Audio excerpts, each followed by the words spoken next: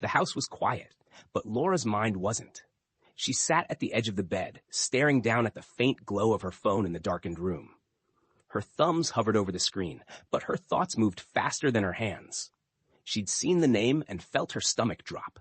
She'd blinked twice, hoping it wasn't real, but it was still there, undeniable and glaring.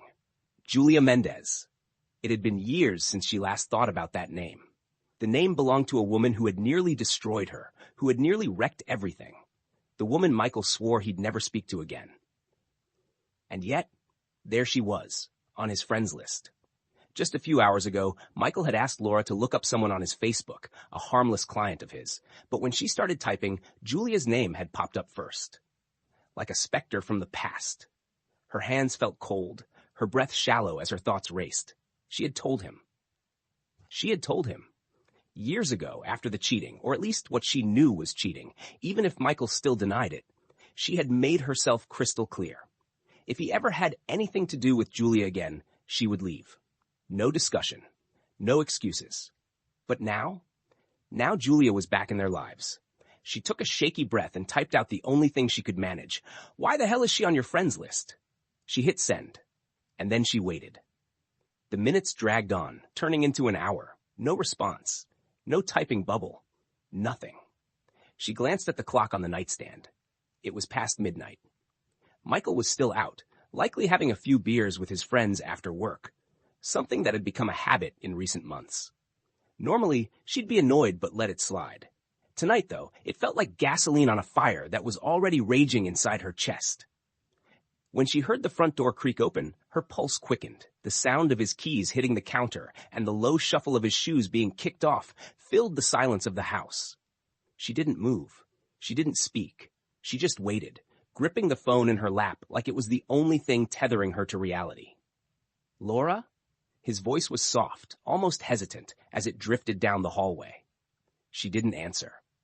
When he stepped into the bedroom, she looked up at him, her face illuminated by the glow of her phone. Michael froze in the doorway. He must have seen something in her expression because his posture shifted, his shoulders stiffening slightly. "What's wrong?" he asked, feigning ignorance. She held up her phone, the screen facing him. "Why is Julia on your friends list?" His eyes flicked to the phone and then back to her. For a moment, he didn't say anything, and in that silence, Laura's stomach churned. "It's not a big deal," he said finally, his tone neutral. "Not a big deal?" She repeated, her voice rising slightly. She stood up, the bed creaking softly beneath her. "Michael, I told you years ago, if you ever talked to her again, I'd leave. You promised me, and now I find out you've added her on Facebook? Do you even realize how that looks?" He sighed, rubbing the back of his neck. "Laura, you're overreacting. I'm not talking to her. It's just Facebook." "Don't you dare tell me I'm overreacting," she snapped, stepping closer. "This isn't about Facebook, and you know it. You lied to me. You betrayed my trust. Again. How am I supposed to believe this is harmless when you couldn't even tell me about it?" "I didn't lie," he said, his voice hardening. "I didn't even think about it. I probably added her years ago and forgot. You're making this into something it's not." "Forgot," she echoed, her voice trembling with anger.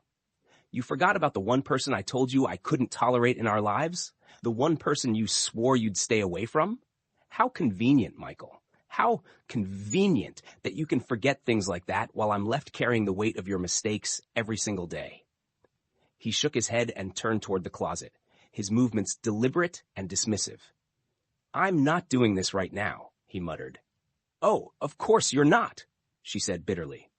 "You never want to talk about anything, Michael. You just shut down and act like if you ignore it long enough, it'll go away. But guess what? It's not going away this time. I can't keep doing this. I can't keep feeling like I'm the only one fighting for this relationship." He paused, his back still to her. For a moment, she thought he might turn around, might say something, anything that could make her believe he cared. But when he spoke, his voice was low and detached. "I don't know what you want from me," he said. And with that, he walked out of the room. Laura stood there for a long time, staring at the empty doorway. Her hands were trembling, her chest tight with unspoken words. She wanted to scream at him, to make him see how much this hurt. But what was the point? He'd already shut down. He always did. She sat back down on the bed, her head in her hands. The memories came flooding back again, unbidden and painful.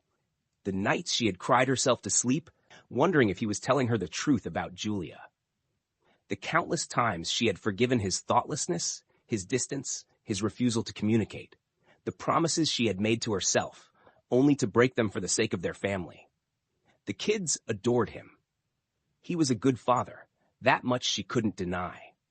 They lit up when he walked through the door, and he was always there for them in a way he wasn't for her. But being a good father didn't make him a good partner.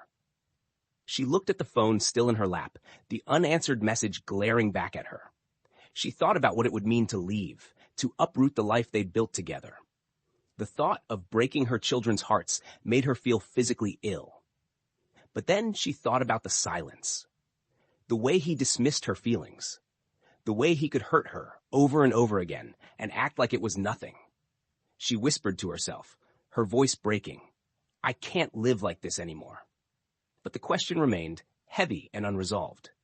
What would she do about it?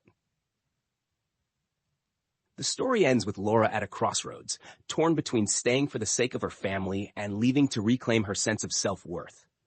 It's a portrait of quiet heartbreak, the kind that builds over years of neglect and unresolved pain, leaving her to grapple with a decision that has no easy answer.